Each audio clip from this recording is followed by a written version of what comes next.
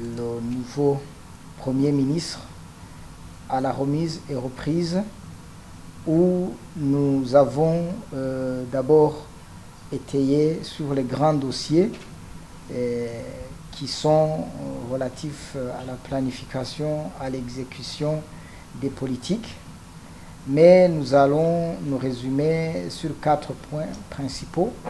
D'abord, le premier dossier, le plus transversal, c'est le dossier relatif à la digitalisation, à l'informatisation des services publics et qui se conçoit comme un programme modulaire qui nous permettra effectivement non seulement d'interconnecter les services de l'État, les services publics, mais aussi de permettre à ce que la traçabilité,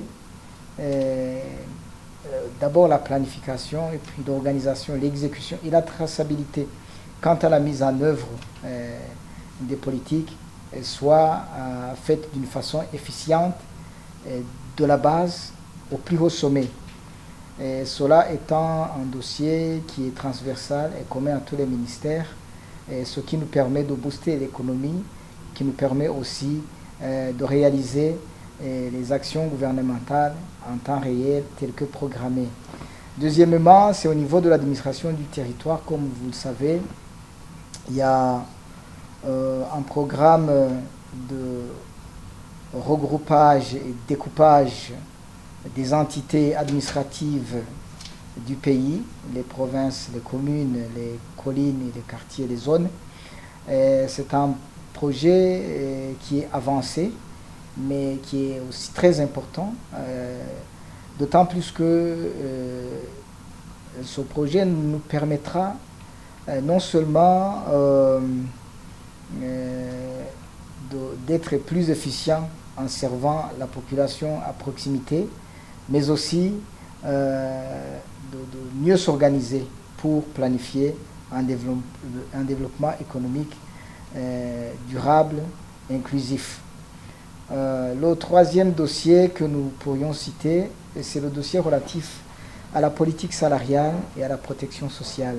Comme vous le savez, la politique salariale concernant non seulement à éviter les disparités salariales, mais aussi à pouvoir rémunérer le travail rendu dans des circonstances précises, ce qui nous permet effectivement de pouvoir bien agencer le salaire par rapport au travail rendu, mais aussi d'éviter les disparités salariales. C'est un dossier qui est avancé mais qui mérite un suivi. Nous brossons là-dessus aussi le dossier protection sociale, comme l'a dit son Excellence le Président de la République, que tout au moins un fonctionnaire de l'État qui va en retraite puisse toucher lors de sa retraite son dernier salaire net. Donc, sans oublier effectivement aussi les retraités qui sont partis à la retraite avant l'année 2020. Donc, eux aussi devraient bénéficier de quelque chose parce que effectivement leur contribution est actuellement en train d'aider pour améliorer la pension de ceux qui vont partir aujourd'hui et demain. Et cela aussi mérite une attention particulière pour que l'opérationnalisation de cette politique soit faite. Et en dernier lieu, tout en se résumant effectivement, c'est la promotion du développement économique inclusif et durable pour notre pays. C'est un dossier qui embrasse plusieurs secteurs, d'ailleurs tous les secteurs de la vie du pays. Et il a eu son Excellence le Premier ministre entrant a eu l'occasion d'avoir un briefing exhaustif là-dessus par rapport aux priorités et parmi les planifications qui sont déjà faites et à l'état d'avancement de différents dossiers. Je vous remercie.